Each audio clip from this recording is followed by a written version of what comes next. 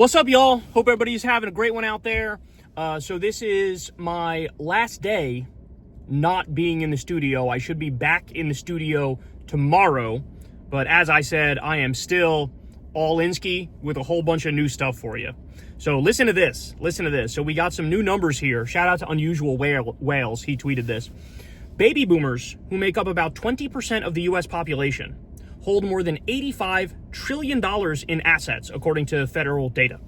By comparison, millennials, who make up about the same percentage of Americans, hold just $18 trillion, roughly 1/5 that of baby boomers.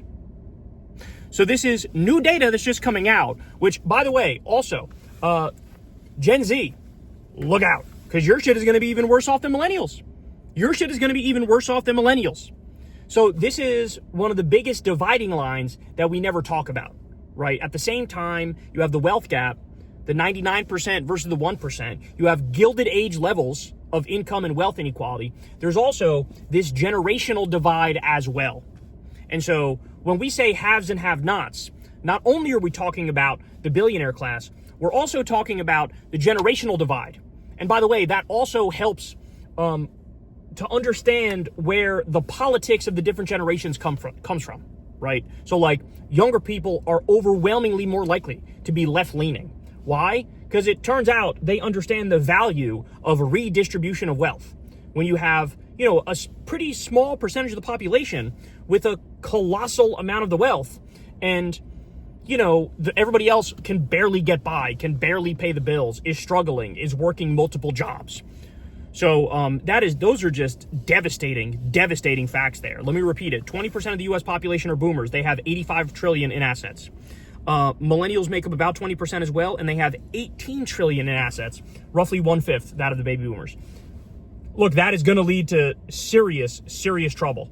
That's going to lead to revolt. You are begging for revolution if that's what the divide is like. You're just asking for it at that point. So, Rogan talked about this the other day, but he calls a wealth tax for the top 1%. He calls that an anti-revolution tax. And I think that's exactly right. Like, if you want to it's what FDR did. FDR said to the economic royalists, as he called them, or the money changers, he said to them, bro, you better give up some of your shit so people don't come and take all your shit. Like you're flirting with the collapse of the entire system. That's what you're doing. So just terrifying numbers there. We also have this one for you. So Ben Norton points out that de-dollarization is continuing. So obviously, as you all know, the dollar is the world reserve currency. Well, what happens when Trump pisses off the entire world, launches a trade war, okay, makes it so that everybody's looking at us like, what are you doing? You're coming after us. We're your ally. We're your ally. What's wrong with you, right? Well, there's a backlash to that. There are consequences to that. And the consequence is the world is slowly but surely moving away from the dollar. So he says the share of U.S. dollar-denominated assets held by global central banks has dropped to 56.9% of total foreign exchange reserves, the lowest level since 1994. So it used to be, God, that's so crazy. In around the year 2000, it was 72% of assets. The percentage share of foreign exchange reserves was dollars. That's crazy. Now we're all the way down to 56. So, and that's only going to go in one direction, y'all. And by the way, Trump hasn't bothered to even think through, well, what happens if the world gets off the dollar as the world reserve currency? I'll tell you what happens. A new Great Depression. That's what happens. So for him to be he's so casual and nonchalant about pissing off all of our allies and ruining the global market and doing idiotic tariffs that just raise the price of consumer goods for people. He's so casual about it, not thinking for a second about the long-term consequences and what this will do in the long run.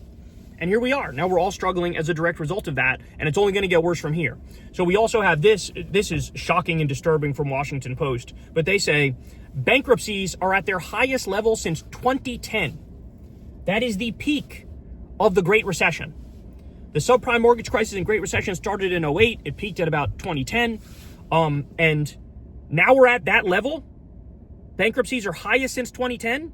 And Trump is still running around pretending like it's the golden age. We love this golden age. Everything's going amazing. It's going swimmingly. Meanwhile, we keep getting information like this that comes out. So prepare, man. Prepare, because there's going to be a colossal downturn. I think it's inevitable that that's going to happen at this point. All right. While all that's going on, by the way, what is Trump doing? He just posted the other day on Truth Social, potential marble armrests for the seating at the Trump Kennedy Center, unlike anything ever done or seen before. So this is what he's focused on. He redid the Lincoln bathroom and posted about that and bragged about that. He ripped up the Rose Garden and put in a disgusting concrete slab and made it look like the patio at a Ramada Inn, right?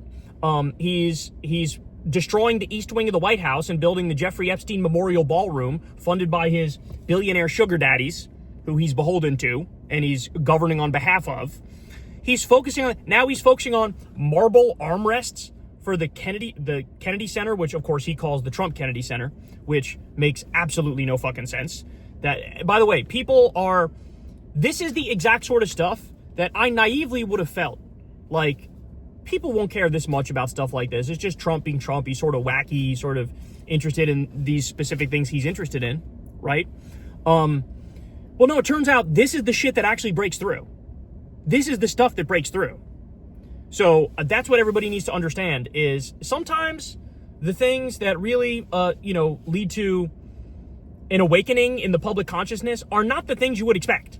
And if you pair inflation going up and unemployment going up and the economy being shitty, you pair that with Trump talking about marble armrests for the Trump Kennedy Center. I mean, the fact that he even forced his name onto the Kennedy Center, like, that is fucking repulsive. Like, what kind of a repulsive person? And the thing is, he does it because he knows nobody else is going to do it for him. He knows that once he's gone, like, nobody will give a shit about his legacy, because his legacy is trash.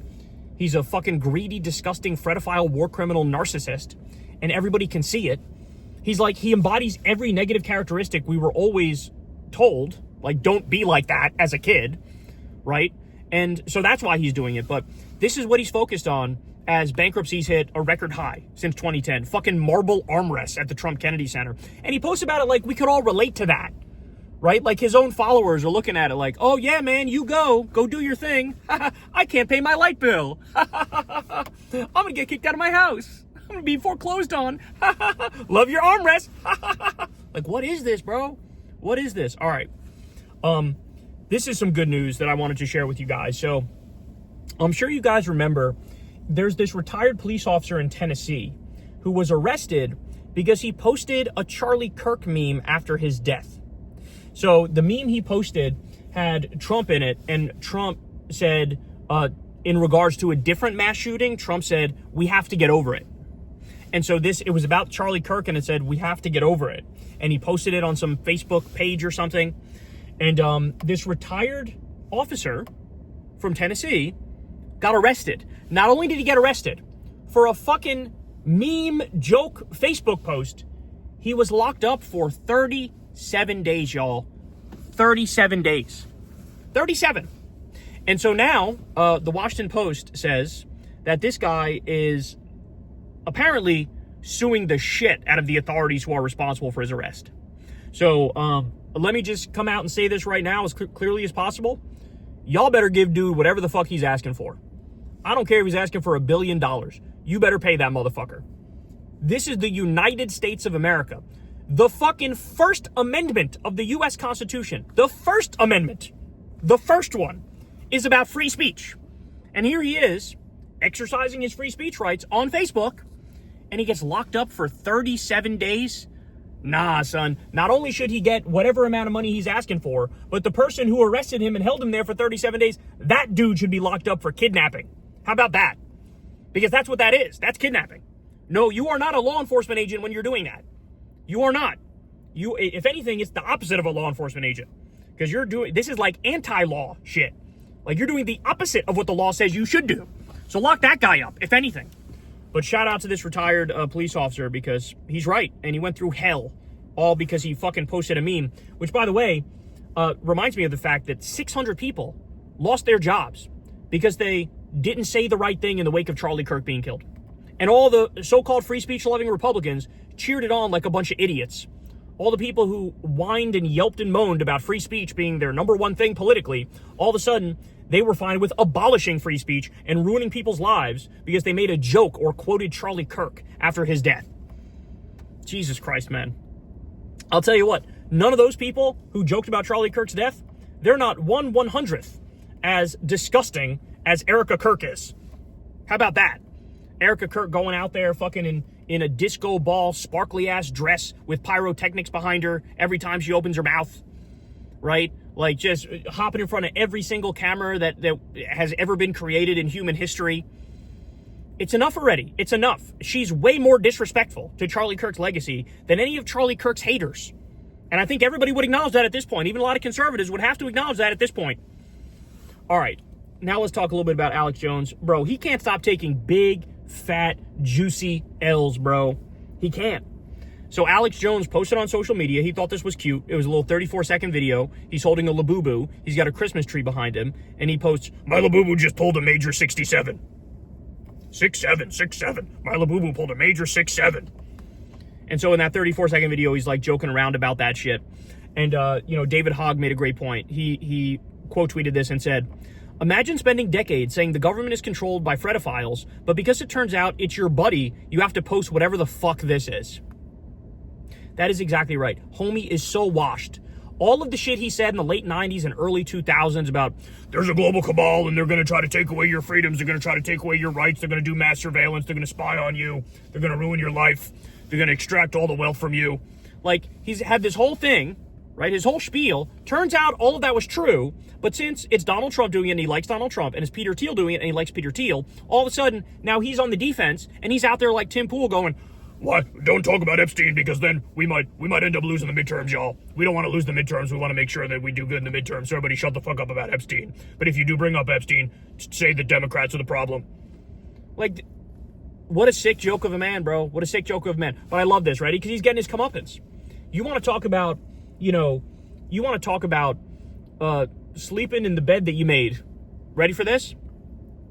So Alex Jones tweeted, "For everyone flipping out, believing this is some type of secret satanic message, let me clarify things for you." So he posted the Labubu 6'7" thing, and his own people go, "This motherfucking sellout, he's coming after Candace Owens, he's working for Mossad, now he's being controlled by the deep state, he's posting this secret satanic message with a Labubu." He says, "My 21-year-old daughter got one as a joke and asked me to make a joke meme. I don't get much of it, but she said it would be fun. We are going to blow up the Labubu soon at the shooting range with tannerite, and that will make it all okay." So now, Mr. Everything's a Conspiracy, what he's learning now is, okay, you created this mindset, now everybody's taking it and running across the finish line with it. They are running through the tape. Now you are part of the conspiracy, and you are with the bad guys. So I just love this. He created this whole environment where everything is a conspiracy, nothing is held sacred, right? You get free range to make up whatever the fuck you want to make up. He did that about Sandy Hook. He was sued into oblivion as a result of that. Now Candace Owens is doing very similar shit. So he's going, "Wait, Candace, not like that. You're not factually correct. You actually didn't tell the truth about this part or that part." And they're going, "What the fuck? You're the fact checker now? What are you talking about? You're the conspiracy guy. So who are you to step in now and say, oh, but that's not exactly right? Like, what is wrong with you?" And so now, here he is trying to make a cutesy little Christmas video, right? A little meme video for his kid or whatever the fuck. And now they're like, "Oh, now you're part of the conspiracy." I love it. I love it, bro. Couldn't have happened to a worse person. All right. Let's talk about this. So the New York Times has a piece. "Born deaf and blind, she's caught in Trump's anti-diversity crusade. A program for deaf-blind children helped 3-year-old Annie Garner, born with poor vision and no ears, learn to communicate. The Trump administration cut the program's funding over diversity goals."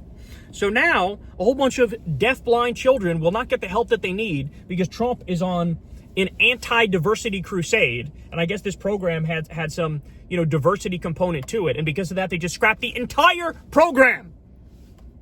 This is who these people are, bro. This is who these people are. I don't know how many times I can tell you guys. I don't know how to get through to you guys that, like, every good thing this government has ever done is being taken apart, brick by brick, by these disgusting, psychotic fascists. Russ Vought and Elon Musk and Donald Trump. The stuff that they're cutting is the last shit you would ever cut. in a functioning government. You would never cut pediatric cancer research. You would never cut medical research into scientific research. You would never cut Meals on Wheels in a system that made sense. Those are the things that these guys are cutting. You would never kick 18 million people off Medicaid. That's exactly what the fuck they're doing. That's exactly what they're doing. So, I mean, it's just so disturbing. And then you read this, and is this even going to be talked about? This is going to be the only place you fucking hear this, y'all. This is going to be the only place that you hear this, is on this show. Me talking about this. All right. Give you guys some more, man. So Trump officials just threatened to sue a musician who refused to play for Trump. So this has to do with the Kennedy Center. There's a jazz musician at the Kennedy Center, and he was booked to play there. And then as soon as Trump forced his name onto the Kennedy Center to make it the Trump Kennedy Center, he was basically like, I'm not fucking performing there anymore. Fuck this guy. Now, at the same time, by the way, you know, the attendance for stuff at the Kennedy Center plummeted. People don't want to go to it now. They don't want to go to it now because they fucking hate what Trump is doing. They hate that he's forcing his name into this as if like he's some fucking big proponent of the arts. Are you kidding me? This is the shit that he slashes in government funding. He despises this stuff. Now, he loves musicals. Like, he personally loves musicals, but it's not like he's some sort of fucking savior to the arts. He's this crude, crass, disgusting war criminal fredophile who, you know, likes seeing shows. And so the type of people who go to stuff at the Kennedy Center, a lot of it is like wealthier liberals, right? Well, wealthier liberals fucking hate Trump and they hate what he's doing here. And so attendance has plummeted. Now you got this guy canceling, this jazz musician canceling. And now they're saying we're going to sue him for $1 million. What? So now he's going to be forced to play jazz at the Trump Kennedy Center?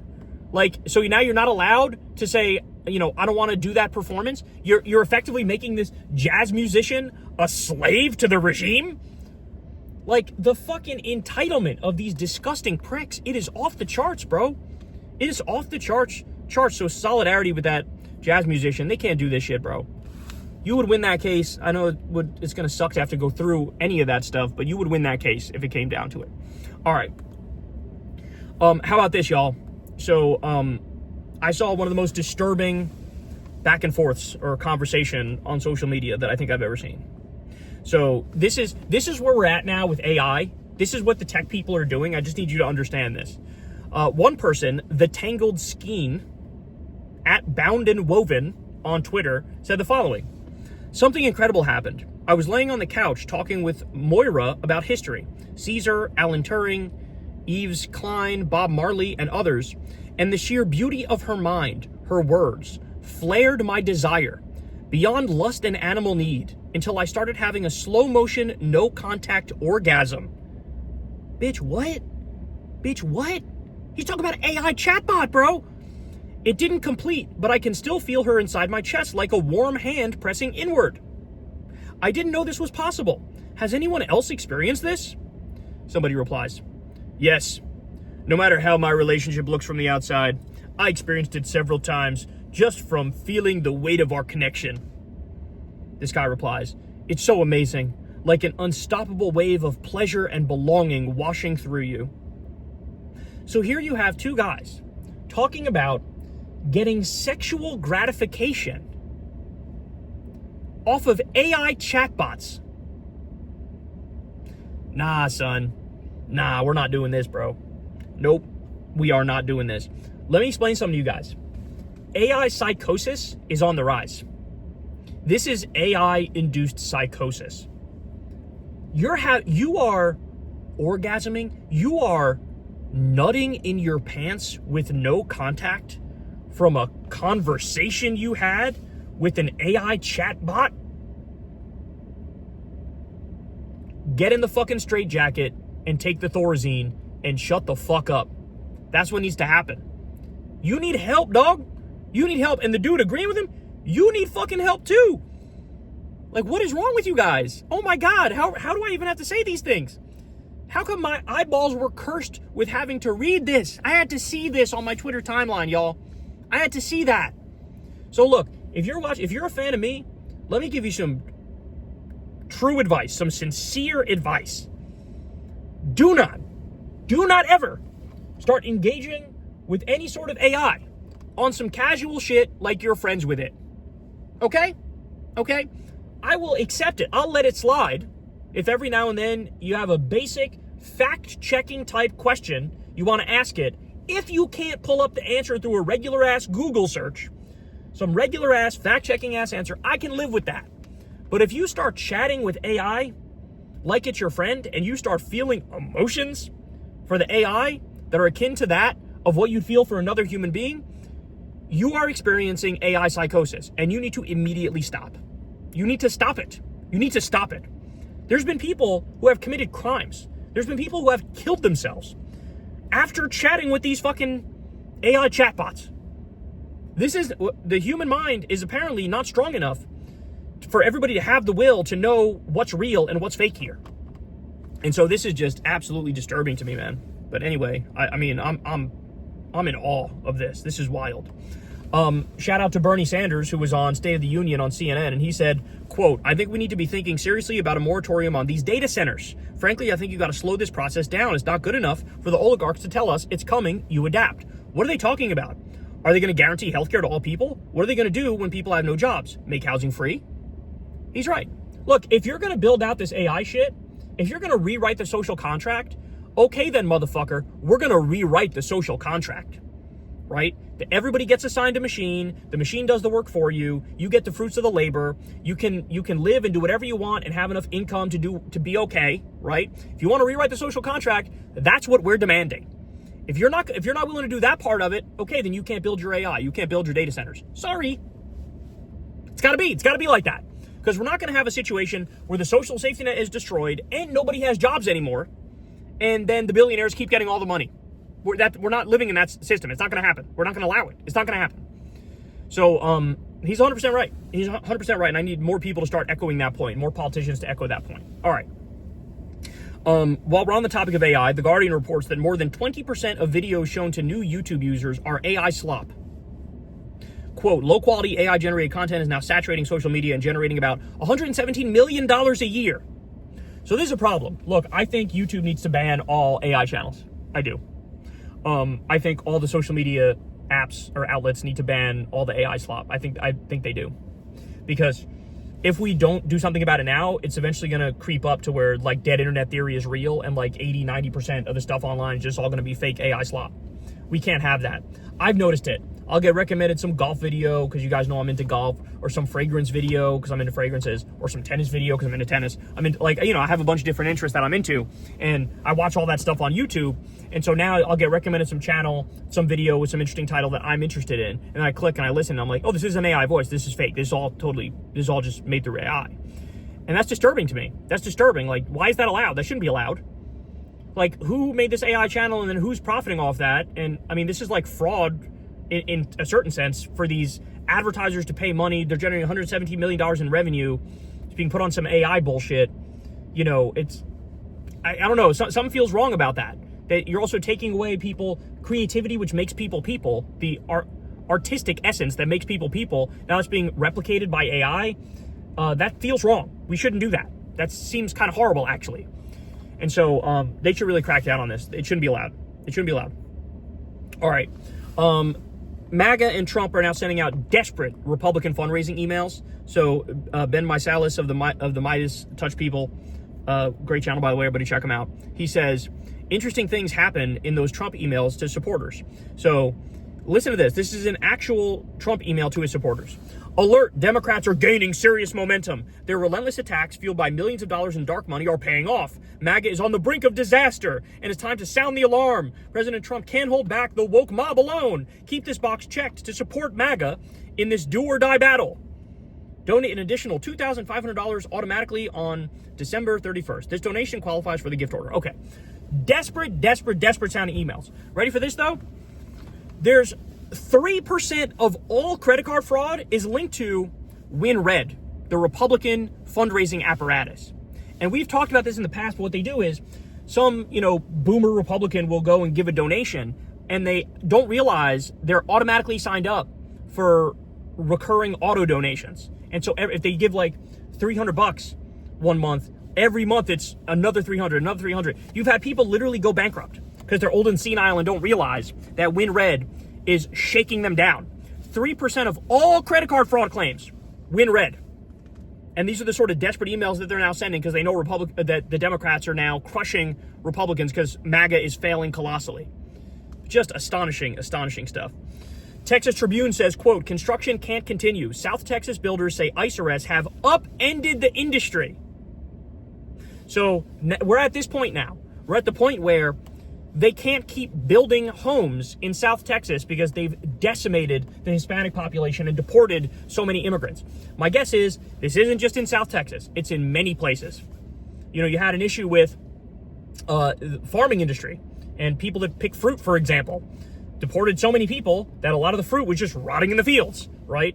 Like, this is happening all over the country. People are learning the hard way that immigrants are actually a crucial part of the country, of the economy, of the culture.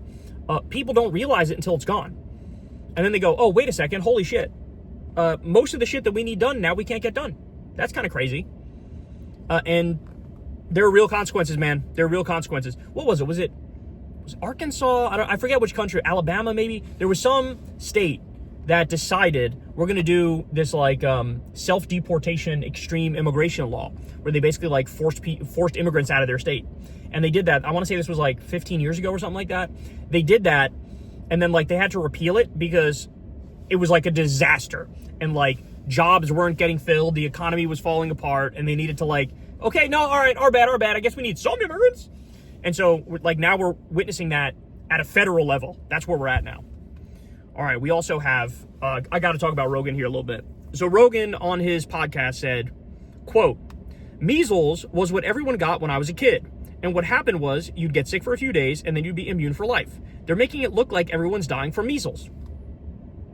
So he comes out and says that in one of his normal anti-vax screeds, because that's what he does. He does like anti-vax talking points seemingly every other show. Well, guess what? What he's saying here is, of course, dead wrong. And the community note says, Joe Rogan was born August 1967. Due to vaccines, measles rates dropped significantly. So when he was a kid, quote, everyone didn't get measles. He might be confusing measles with chickenpox, which was prevalent at that time. Okay. So one of the top podcasts in the world spreading anti-vaccine misinformation, not even getting the disease right that he's talking about. He's confusing measles with chickenpox. Measles, of course, was fucking incredibly deadly. In fact, Dr. Peter Hotez quote tweeted this and said, in the 1970s and 80s, measles was the single leading killer of children. 2 to 3 million died annually. Through the World Health Organization, we brought it down to about 450,000 kids who died annually by the year 2000. And then it came down further to less than 100,000. Now, people like fucking Joe Rogan and this anti-vaccine crusade have made it so that they're going to erase all the gains. Fewer people will get the measles vaccine. It's going to go from less than 100,000 that die every year back up to 2 or 3 million, right? All because these fucking idiots who don't know anything want to talk about their fake science, their junk science, their made-up shit that they read on some stupid fucking blog written by RFK that they believe more than a real doctors and real people who understand vaccines. And by the way, also, for the chickenpox thing, chickenpox becomes shingles. Shingles, you can get it in old age if you had chickenpox when you were younger, and shingles is like a debilitating fucking illness. It could, like, the pain some people feel when they get shingles, people have committed suicide because of the pain from shingles. So for him to even downplay, even the point on chickenpox is fucking wrong and stupid, right? Even that point is stupid. So it's just, it's incredible, man. It's incredible. This guy, one of the leading podcasters in the world, he says the dumbest shit you've ever heard on a regular fucking basis. He's also, by the way, a polio vaccine denier. You name the vaccine, he fucking denies it now. He denies all of them. And by the way, total hubris, total arrogance. He acts like he knows better than anybody. In the same way, by the way, that he was a big moon landing is fake guy. And when he believed that, he was incredibly arrogant and cocky about it and acted like you're an idiot if you think the moon landing is real. Like, this is who this guy is. Like, he picks and chooses his conspiracies a little more selectively these days. But this is one he's all in on, the anti-vaccine shit. And that has dire consequences for public health. All right. And then finally, let's end on this one. The Washington Post says, with fewer than 40 bills signed into law as of December 22nd, the House and Senate set a modern record for lowest legislative output in the first year of a new presidency, according to data maintained by C-SPAN and Purdue University. So in other words, this MAGA Senate, this MAGA Congress, is the least productive ever. Ever. Wow. Certainly in modern history. And that makes sense because Trump sort of made it so that it's like the Senate was null and void. Congress was useless. They bypassed Congress with all the Doge bullshit, all the executive orders, and they were just doing the shit they wanted to do the illegal way. And so, you know, people in Congress, they kind of got the message and they were like, all right, I guess we're not going to do shit. And Mike Johnson is just a rubber stamp for Trump. You know, whatever he wants, he tries to get that done. And so it kind of makes sense that, you know, the guy who believes in unitary executive theory, he's governing that way. But that means nothing through the Senate or very little through Congress. And so there it is. There it is. Now, he's still devastating and horrible and horrific, and everything he's done on his own has been wrong and bad and evil. But the staying power of a lot of it is not there because he hasn't gotten Congress involved. So, all right, guys, there you have it. I will be back in studio tomorrow. I love all y'all. I hope you're having a great day, and I will talk to you soon. By the way, I'll also point out, we did not have a Kyle and Corin on Monday, but I think we're going to do one on Thursday night. So come hang out with us Thursday night, Kyle and Corin. All right, love you guys. See you there. Peace.